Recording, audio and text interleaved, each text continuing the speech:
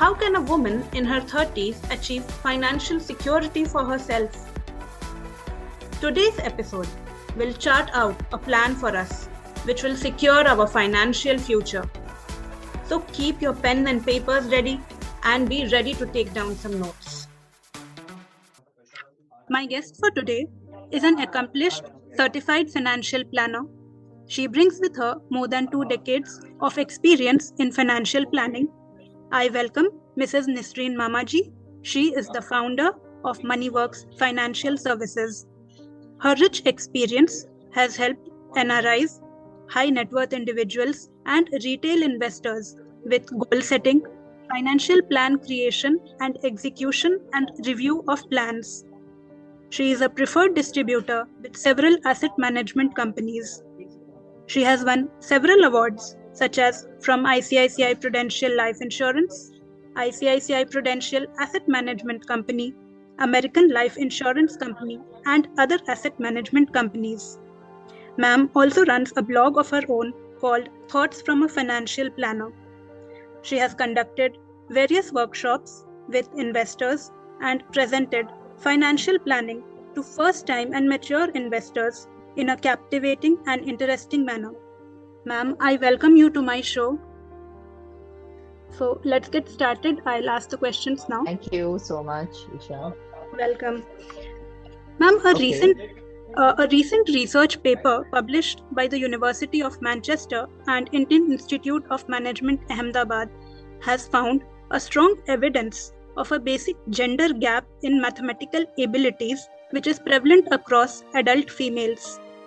This was also revealed by the Indian Human Development Survey. So, ma'am, what are the basic maths that one should be aware of for financial planning? So basically, Isha, I think there are a couple of concepts that all investors need to know, especially women.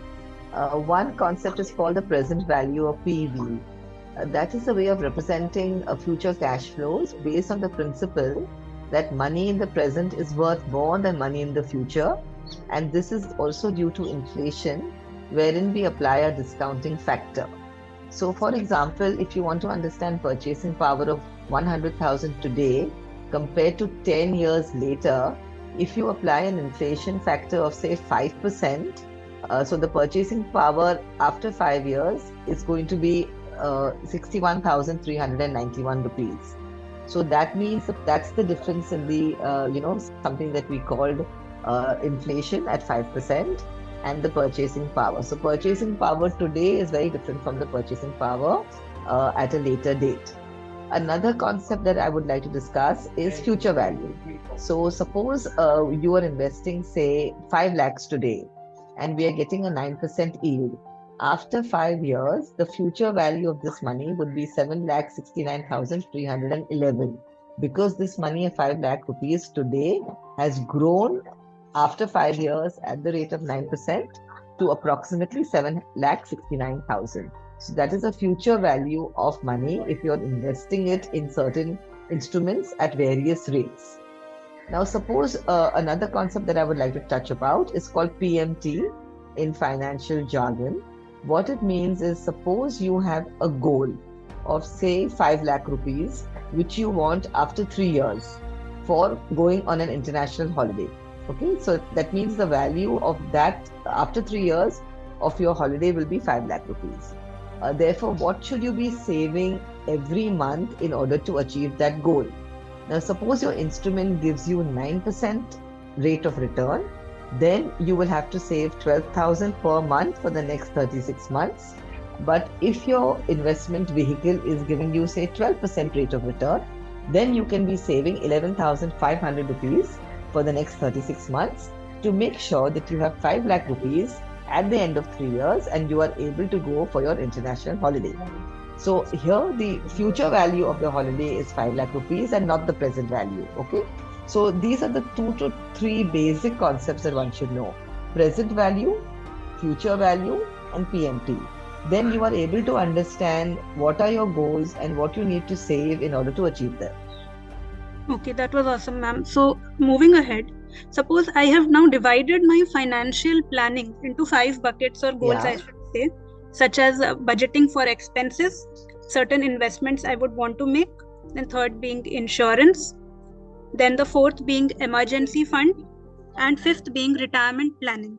So, what percentage of my monthly income should be going towards these buckets of mine?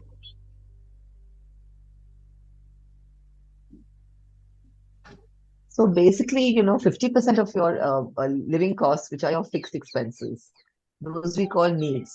So that could be your, rent or the maintenance that you pay towards the outgoings of your apartment. It could be food. It could be salaries of your staff, transportation, utilities, including internet, electricity, water bills, etc. So these are the fixed expenses every month that you are going to incur. So largely, they should not exceed 50% of your income.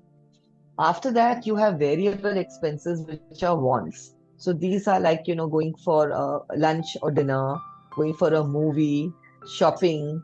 These can be as per your requirements. And, these are very variable because one month you might skip all of these things also.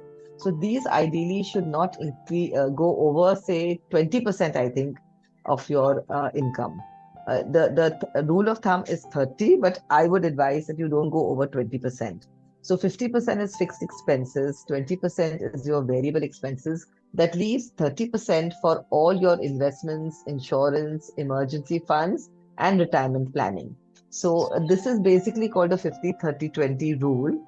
And it's very easy for us to ensure that we don't go beyond these rates for ensuring that you have enough left over for investments, for your insurance, for your emergency funds, as well as for your retirement planning. Okay, ma'am. Ma'am, a lot of women in my age group, in the near short term of 2 to 3 years, they are looking to take a career break, maybe like for motherhood. So, how can they invest such that they can earn at least 50,000 rupees per month so that they can take care of herself as well as at least one newborn child?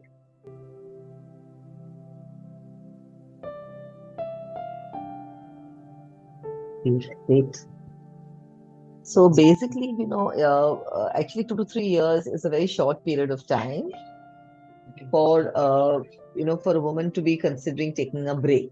You should give yourself much more time because within 2 to 3 years, you're not really going to be able to make this, investment. So if you want 50,000 per month after 3 years, for example, then the corpus that you need, you should defer. First and foremost, the 3 years should be deferred. I would suggest that you at least, I'm assuming that your break is for 5 years, okay? So suppose your break is if you are doing it for maternity leave, etc., and you are taking a break for 5 years and you're giving yourself only 3 years to plan, then the corpus you need is going to be about 26.6 lakhs. For that, you have to invest 65,000 per month, provided that your rate of return is 5%. Okay, now in case you're able to earn so we have assumed a 5% inflation rate and a rate of earning of about 12% for this. That means during the 3 years, your amount has been inflated by 5% for inflation purposes. Therefore, your corpus required will be 26.6 lakhs and your savings per month will be about 65,000 to achieve that. Then you will be able to take a break for 5 years. Is that clear, Isha? Yes, ma'am. Yes, ma'am. Very insightful. Then, so yeah, if so this is not an indefinite break, okay? Yes. It's not an indefinite break.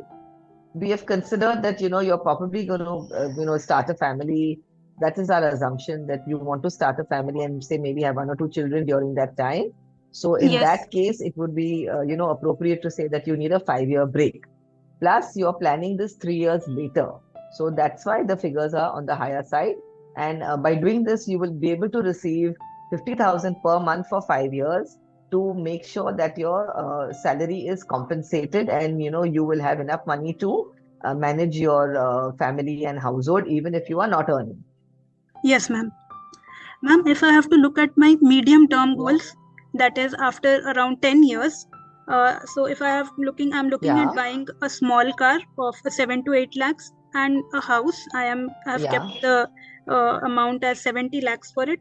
And considering an annual inflation of 5%, then how can I start my investments for it right now? All right. So if your inflation is 5% and your car, which is worth about 7 lakhs today, is going to be worth about 13 lakhs after 10 years. And the house, which is worth 70 lakhs today, will be worth 1.14 crores after 10 years. So that's the amount that, those are the future values that you're talking about at the inflation rate of 5%. Now, suppose you have an investment vehicle for both these options at say 8%. In case your option is about 8%, you are selecting a hybrid fund or you're selecting a debt instrument which is able to give you 8%, then in that case, your SIP or your monthly investment required for your car will be about 7,000 rupees. And for the house will be about 62,000 rupees approximately. But if you get a higher rate of return and you have introduced equities into the portfolio, so say if you are getting an investment return of say 10%, Okay. then your savings per month will go down to 6,300 for the car and about 55,000 for the house. Okay. Ma'am, looking at the long-term goals of around 30 years later, so my goal is to pay for the postgraduate education of 2 children, second being retirement Yeah. corpus of around 2 crores, and third being critical illness cover of around 50 lakh rupees. So how can I plan for it now? Okay, so in case assuming that each child is going to have 50 lakhs each, and therefore you've provided for 1 crore. So, and you have still, so postgraduate education normally starts at the age of 21 or 22. So I'm assuming that the lady is starting at least 9 years before in terms of planning for a family, right? Because Right. you have said that time frame is Yes. about 30 years. So suppose you are 21, 22 and you're thinking, 7, 8 years, 9 years down the line, I'm going to have some children. Then in that case, what you will need for your children 30 years later for their post graduation is about 4 crores and 32 lakhs approximately. For your retirement, which is also 30 years later, you will need 8 crore and 64 lakhs. Okay. For your critical illness cover of 50 lakh rupees, you will need 2 crores and 16 lakhs. Okay. So totally you will have an outlay of about 15 crores after 30 years. That is your requirement. Okay. So in case you get again an 8% yield, uh, in case you get a rate of about 8%, for Okay. the children, your SIP will be about 29,000 rupees. Okay. For the retirement of 2 crores, your SIP will be 57,600 approximately. Okay. And for the critical illness cover, it will be about 14,000 rupees. Okay. Ma'am, a lot of us women are housewives, a lot of people who would be listening to this show. So, as a housewife, if they want to just, cover for their expenses and basic expenses and their needs, then what is the minimum they can invest on a monthly basis? The minimum amount which a housewife, in order to cover her expenses or basic medical expenses and, for her shopping needs, then how can she plan in order to cover her monthly basic needs?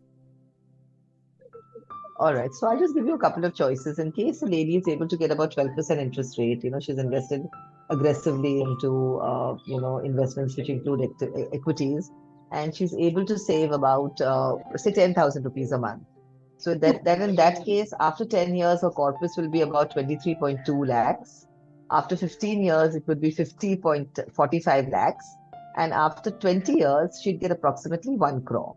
Okay, so we are talking about 10,000 rupees per month at the rate of 12%. Suppose a lady is able to save less, say 5,000 rupees, and also she's selecting a very safe instrument. Then after 10 years, her investment value will be 9.2 lakhs. After 15 years, she can expect about 17.5 lakhs. And after 20 years, about 29.6 lakhs. Okay. Also now, suppose the lady is, the husband is able to save more.